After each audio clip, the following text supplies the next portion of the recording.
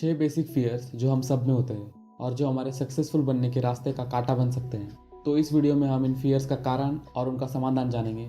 सबसे पहला फियर है द फियर ऑफ पॉवर्टी, यानी गरीबी का डर। Fear of poverty no doubt सारे 6 फियर्स में से सबसे ज़्यादा घातक है। इसे नंबर 1 पर इसलिए रखा गया है क्योंकि इसका तोड़ निकालना सबसे ज़्यादा मुश्किल है। हमें आदत होती है कि हम अपनी इनकम की तुलना दूसरों के इनकम के साथ करते हैं और यही आदत इस डर के पैदा होने का मुख्य कारण है।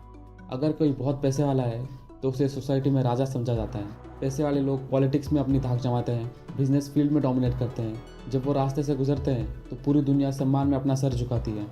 और उसी तरह गरीबी से ज़्यादा तकलीफ़ें और परेशानियाँ दूसरा कोई नहीं देता। तो जाहिर सी बात है कि इंसान गरीबी से डरता है और पैसे कमाने के लिए किसी भी हद तक जाने के लिए तैयार रहता है। रास्ता सही हो तो अच्छा, या कभी कभी गलत रास्ते पर भी चल पड़ता है। आप में फियर ऑफ पॉवर्टी यानी गरीबी का डर है या नहीं, इसे आप इन लक्षणों से चेक कर सकते हैं। इंडिफरेंस, एम्बिशन की कमी होना, ज़्यादा गरीबी के डर से गरीब परिस्थिति में बने रहना, गरीबी के खिलाफ न लड़ना, मानसिक और शारीरिक आलस होना, पहल न कर पाना, जोश और सेल्फ कंट्रोल की कमी होना। इनडिसीजन, अपने मुद्दों पर दूसरों को विचार करने और डिसीजन लेने की इजाज़त देना और खुद किनारे पर खड़े रहना। वरी, आमतौर पर दूसरों के फॉल्ट ढूंढना, तेवर दिखाना, गुस्सा करना, असीमित शराब पीना, दूसरे नशे करना, नर्वस रहना, संतुलन की कमी और आत्मनिर्भरता की कमी। ओवर कॉशन, हर परिस्थिति में नेगेटिव साइड ढूंढने की आदत, सफलता के बारे में बात करने के बजाय फेल होने के चांस के बारे में सोचना या बोलना। किसी काम की शुरुआत करने के लिए सही वक्त का तब तक वेट करते रहना जब तक वेट करते रहना ही परमानेंट आदत न बन जाए। जो लोग सक्सेसफुल हुए हैं उन्हें भुलाकर फेल हुए लोगों को याद करते रहना। लगातार नकारात्मकता की वजह से पेट खराब होना, नेगेटिव विचारों को दिमाग से न निकाल पाना, बदबूदार सांस और बुरा स्वभाव। प्रोक्रास्टिनेशन, जो काम पिछले साल ही हो जाना चाहिए था उसे भी आज करने के बजाय कल पर टाल देना। अगर पॉसिबल हो तो रिस्पॉन्सिबिलिटी को अवॉइड करना, हर सिचुएशन में फाइट करने के बजाय कॉम्प्रोमाइज़ कर लेना। द फियर ऑफ क्रिटिसिज्म, यानी आलोचना का डर। यह डर इंसान की पहल करने की ताकत को छीन लेता है, इमेजिनेशन की पावर को ख़त्म कर देता है, उसके व्यक्तित्व को सीमित करता है, आत्मनिर्भरता छीन लेता है और उसे सैकड़ों अन्य तरीकों से नुकसान पहुंचाता है। आलोचना करने वाले अपनी सर्विस बिना मांगे फ्री में बांटते हैं। हमारे करीबी रिश्तेदार अक्सर हमारे सबसे बड़े आलोचक होते हैं। माँ बाप प्यार के नाम पर अपने बच्चों के दिमाग में आलोचना कर करके इन्फीरियरिटी कॉम्प्लेक्स भर देते हैं। एम्प्लॉयर्स जो ह्यूमन नेचर को अच्छे से समझते हैं वो अपने एम्प्लॉयज़ से उनकी एबिलिटी के हिसाब से काम करवा लेते हैं। ये काम वो अपने एम्प्लॉयज़ को क्रिटिसाइज़ करके नहीं कराते बल्कि समय समय पर उन्हें सुझाव देकर या प्रोत्साहित करके कराते हैं।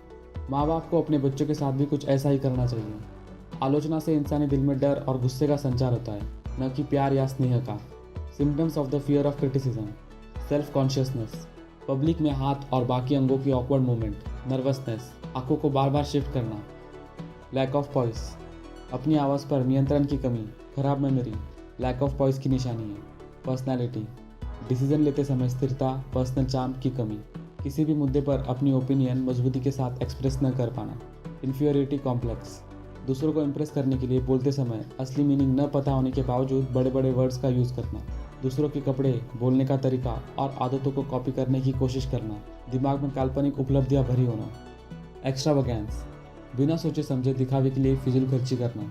लैक ऑफ इनिशिएटिव, खुद के डेवलपमेंट के अवसरों को अपनाने में नाकामयाबी, अपने खुद के आइडियाज़ पर कॉन्फिडेंस की कमी, बड़ों द्वारा पूछे गए सवालों के टाल मटोल वाले जवाब देना, वचन और कर्म दोनों में छल करना।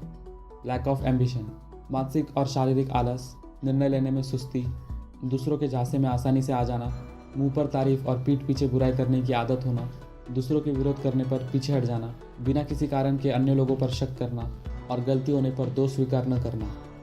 The fear of ill health, यानी बीमारी होने का डर। एक रेप्यूटेड फिजिशियन के अनुसार फिजिशियंस के पास ट्रीटमेंट के लिए आने वाले लोगों में से 75% लोग हाइपोकॉन्ड्रिया यानी काल्पनिक बीमारी के शिकार होते हैं जिसका कोई अस्तित्व ही नहीं है। ऐसे में फिजिशियंस उन्हें सिर्फ हॉलिडे पर जाने की सलाह देते हैं क्योंकि क्लाइमेट चेंज से मेंटल हेल्थ में सुधार आता है। Symptoms of fear of ill health: hypochondria, बीमारियों के बारे में बात करते रहना या सोचते रहना और तब तक सोचते रहना जब तक फिजिशियन के पास जाने की ज़रूरत न पड़ जाए।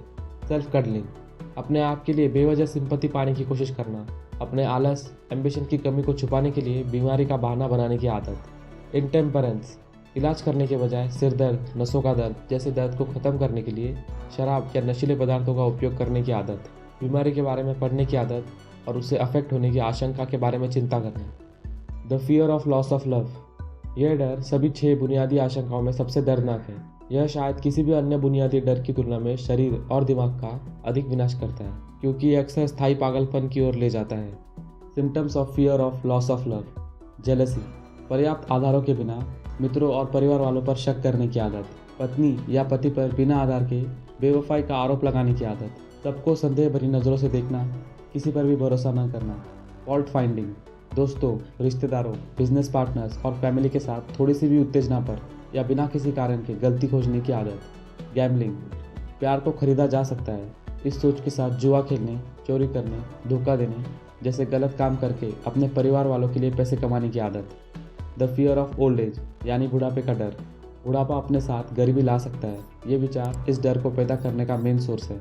दूसरा सोर्स है खराब सेहत की आशंका, जो बुढ़ापे की स्थिति में भारत में आम बात है। शारीरिक रूप से अन्य कामों में भी कमज़ोर होने का डर, आज़ादी और आत्मनिर्भरता खोने का डर। Symptoms of fear of old age, inferiority complex develop करना, अपने कपड़ों से यंग दिखने की कोशिश करना, नापसंद करते हुए भी युवाओं के तौर तरीकों को अपनाना। द फियर ऑफ डेथ, यानी मरने का डर। अपने रिसर्च के दौरान लेखक ने अ कैटलॉग ऑफ द गॉड्स नामक एक पुस्तक देखी, जिसमें उन 30,000 देवताओं को लिस्ट किया गया था जिनकी मनुष्य ने पूजा की है। कई पागल खाने उन पुरुषों और महिलाओं से भरे हुए हैं जो मौत के डर के कारण पागल हो गए हैं। ये डर बिल्कुल यूजलेस है, इसे एक वास्तविकता के रूप में स्वीकार करें और इस विचार को अपने दिमाग से निकाल दें। Symptoms of fear of death, जीवन का ज़्यादा से ज़्यादा लाभ उठाने के बजाय मरने के बारे में सोचने की आदत। आमतौर पर ऐसी आदत लाइफ जीने के उद्देश्य की कमी या मन पसंदीदा काम या व्यवसाय की कमी के कारण होता है। यह डर वृद्धों में अधिक प्रचलित है, लेकिन कभी कभी अधिक युवा इसके शिकार होते हैं। फियर ऑफ डेथ के सभी उपचारों में से सबसे बड़ा उपाय है उपलब्धि की तीव्र इच्छा और साथ में दूसरों को कुछ अच्छा प्रदान करने की इच्छा। एक बिजी व्यक्ति के पास शायद ही कभी मरने के बारे में सोचने का समय होता है।